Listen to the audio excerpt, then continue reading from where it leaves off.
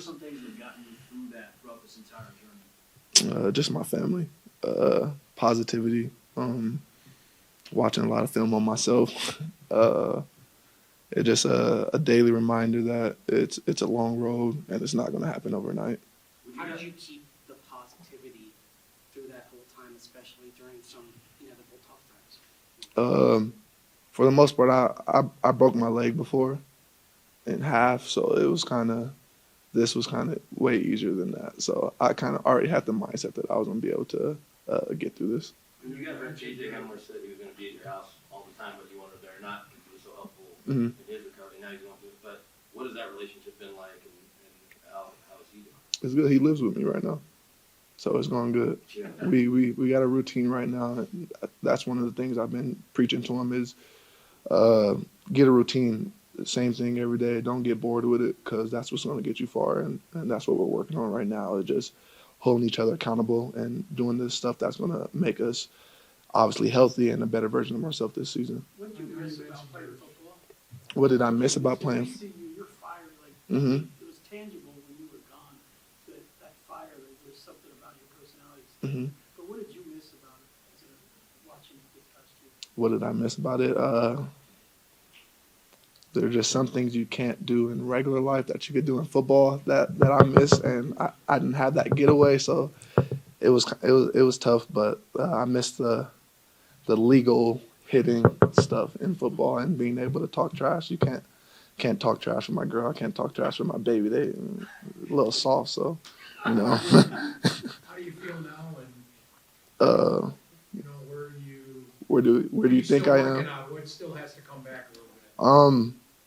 Honestly, I felt great today. Like me out there felt good. I think the thing I need to get back is just seeing the whole field. I think right now I'm just so tunnel vision of making sure I do the right thing and learning a new offense is I'm just tunnel vision, and it's not. You ever play Madden when your QB's on, you see the whole field. When he's off, it's small. And right now, mine's just small right now.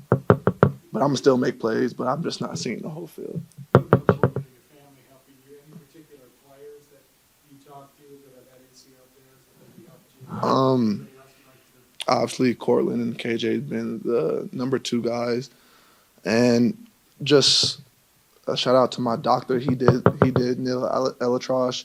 He did 2 guys. He did Joe Burrows and Nick Bosa. And both that next year, they were the comeback player of the year. And that was my decision of going to him because the guys he has done recently have came back better than they were before.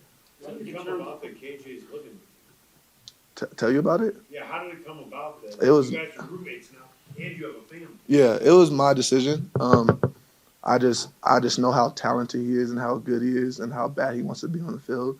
And I just felt like I'm a good routine guy, and I felt like I just wanted him to get on my routine to help him be able to achieve the goals that he wants to achieve in the NFL. And I feel like it always starts with your routine, and I felt like if we both got on the same routine, we could help each other out. If he had his own room, is he relegated to the basement? You make basement sound so bad. Well, it could be a man cave, too. It's a man cave. He living nicer than he was.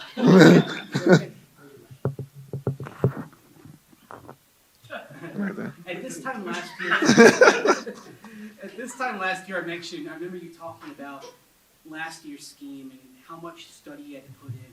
Mm-hmm. So how does this year's scheme compare to that in terms of the study you have to put in at various hours of the day and the complexity? I think at this point, I've had so many different offensive coordinators.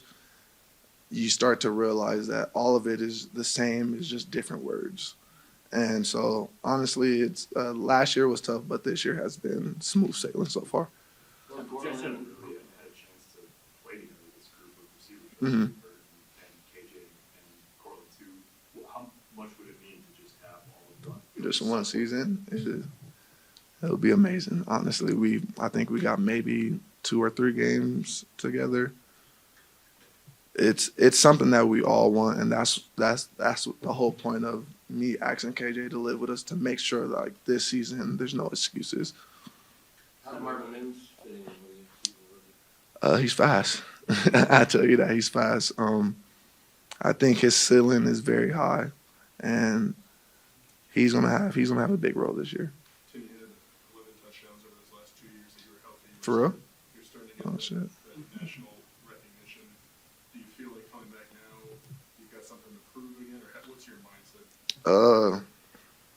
I've always got something to prove. I think my whole mindset is just being a better version of myself. I see some of the stuff you guys say, and handicap year, your first year, then second year's best year. I threw all that shit out the window. My best year is going to be right after. Kind of to that point, going back, harping on leadership, it's been super important for you. You've been in the locker room with guys like Emmanuel Sanders, Demarius Thomas. For you, a lot of the young guys behind the scenes said last year, even though you were going through your own recovery process, that you were doing everything you can, whether it's meeting room, whether it's in a way to bring those guys in. How important is it for you to continue building on that? It's real important. I think the biggest thing is for me to be myself. I'm not the rah-rah speech guy, kind of lead by example. So it's a little bit easier being out there because I don't have to talk as much. As long as they see me on the field working hard and doing everything right, being in the right situation at the right time, that's the way I lead. I don't really like telling somebody what to do. That's not my game.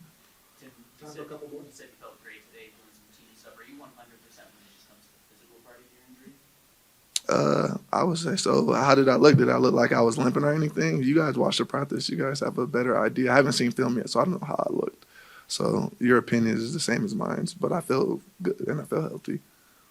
So you've been going to Nuggets games the last several years, and you're sitting courtside with Sean Russell. Yeah, that was different. Yeah, I didn't like that. You didn't like the Too much attention. So it was a lot. You're not about to, like, I'm not over 100 text messages after that was, yeah. I like to stay low key, and that was the last thing I was that day. like Sean had a story, throughout the whole game for you too. He's always going to find a way to put a coaching lesson in there, and I could appreciate that because we're all new, so we got to start from the bottom to get back to the top. So I'm acting like a rookie right now. Seeing him win last night. It was amazing. Another guy, Jamal Murray, ACL, and be able to prove people wrong that he'll come back a better player than he was before, and to win the whole thing was huge. It was a good sight to see from somebody that's playing in the same city as you, that went through the same thing you did, and now he's on the mountaintop. So it's definitely motivation seeing them win, and especially seeing him win. How much have you talked to Jamal about? I've never talked to him. Like I said, I'm not the talking type. I just watch from a distance, and I'm happy that they won, and I'm happy he was able to win and prove people wrong. Tim, the rookie, thank you.